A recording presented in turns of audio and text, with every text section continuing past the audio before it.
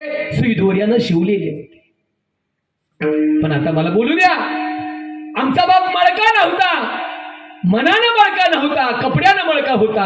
आणि आमचा बाप कपड्यानं मळका होता, मात्र वृत्तीनं जळका नव्हता. पण आता ऐका, मला जे बोलायचं ते महत्वाचा भाग सांगतो तुम्हाला.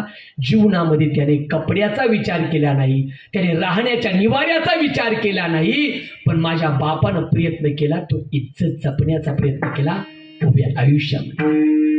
माझ्या लेकरं बसलेली आहे इथं, माझ्या बहिणी इथं बसलेल्या आहे. उभ्या आयुष्यामध्ये ज्या बापानं इज्जतीसाठी प्रयत्न केलेला आहे ना, धनाचा सुद्धा विचार केला नाही, त्याचा दाढी वाढलेला चेहरा कधीतरी बघा. अरे आंघोळीचा साबण संपला म्हणून, याच्याही पलीकडे सांगतो, दाढीचा साबण संपला म्हणून आंघोळीच्या साबणाने त्याने दाढी खरवलेली आहे.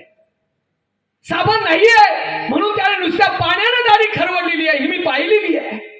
आमच्या बाप दादाने तेच केलेलं आहे ना.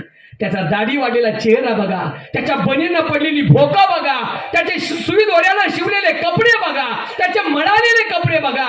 स्वतःची अहो शेतीमध्ये रात्री बेरात्री कशाची भीती तमा न बाळगता तोंडामध्ये बॅटरी लावून शेतामध्ये पाणी भरणारा बाप जर प्रयत्न करत असेल कुणासाठी, जगतो तो केवळ आणि केवळ लेकराच्या हित.